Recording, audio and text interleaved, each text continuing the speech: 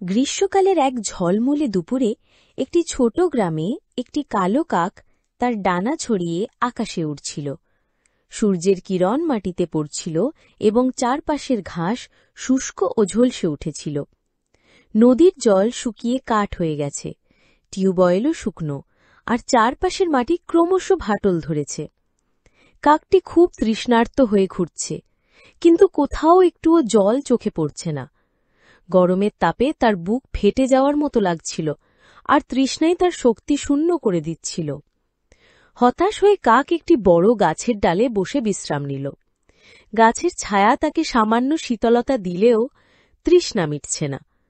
কাক তখন চারপাশ লক্ষ্য করতে শুরু করল এবং হঠাৎ তার চোখে পড়ল দূরে একটি বাগানে রাখা একটি মাটির কলসি। কাক আনন্দে কেঁপে উঠল এবং তার মনে হল, অবশ্যই ওই কলসির মধ্যে জল আছে।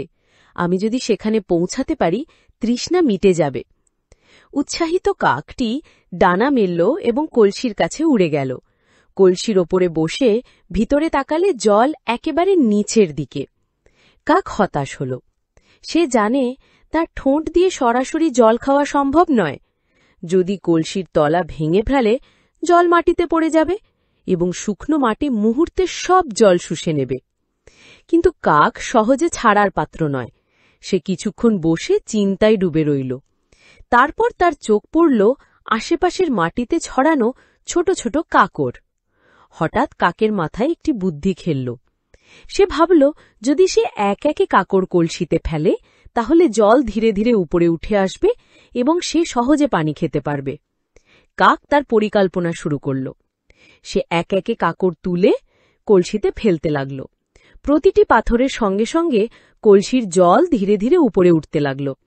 প্রথমে একটু, তারপর আরও, এবং অবশেষে জল খাওয়ার উপযুক্ত উচ্চতায় পৌঁছাল। কাক ধৈর্য ধরে এক একে পাথর ফেলে জল উপরে উঠানো চালিয়ে গেল। অবশেষে কাক ঠোঁট দিয়ে ধীরে ধীরে পানি খেতে লাগল। তার তৃষ্ণা মিটে গেল, আর সে খুশিতে পাখার ডানা ছড়িয়ে উড়ে গেল।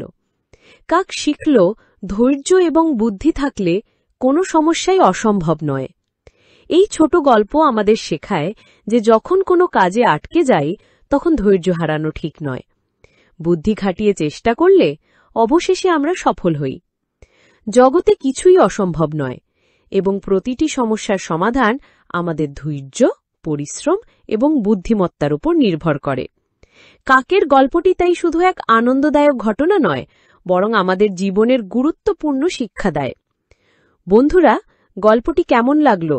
যদি ভালো লেগে থাকে, তাহলে অবশ্যই আমাদের চ্যানেলটি সাবস্ক্রাইব করো, লাইক করো, আর বেল বাটন প্রেস করতে ভুলো না, যেন এমন সুন্দর নীতিগল্প তোমাদের কাছে সব সময় আগে পৌঁছায়।